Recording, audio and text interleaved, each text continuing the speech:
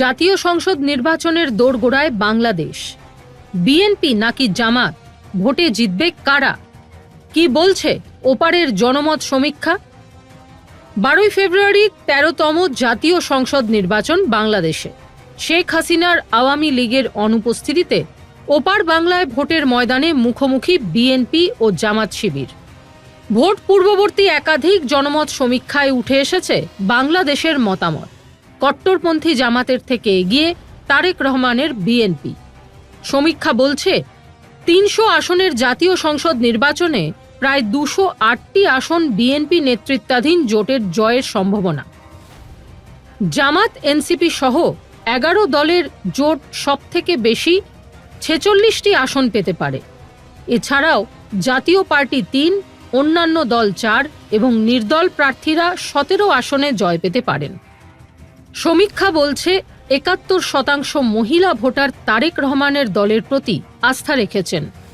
গত বছর থেকেই বাংলাদেশে অশান্তি চলছে, নতুন কোনো ঘটনা না। ইউনূস নিজে একটা অপদার্থতার পরিচয় দিয়ে ক্ষমতা দখল করেছিলেন এবং তিনি ভেবেছেন তিনি রাষ্ট্রপ্রধান হবেন। কিন্তু সিস্টেমটা যেটা বাংলাদেশের, একটা যদি আমি খুব সূক্ষ্মভাবে দেখি, হাসিনা এখনো বাংলাদেশের নৈতিক বা আইনি প্রধানমন্ত্রী।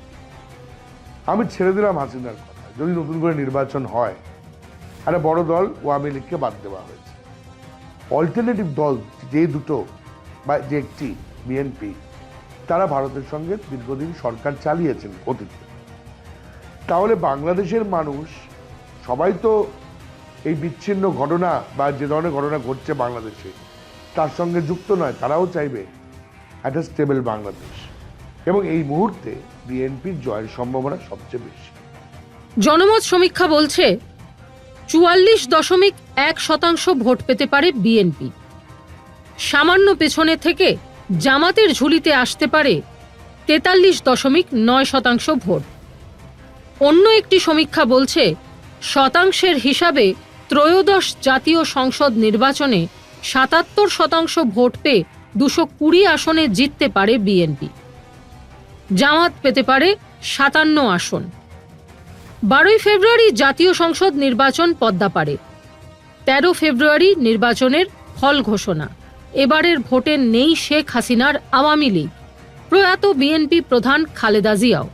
এই অবস্থায় বাংলাদেশের এবারের ভোট যে বিশেষ গুরুত্ব পাবে তা বলাই বাহুল্য। ক্যামেরায় সুমন দাসের সঙ্গে রমেন দাসের রিপোর্ট, সংবাদপ্রতিদিন.in। ফলো করুন সংবাদ প্রতিদিন ডিজিটাল।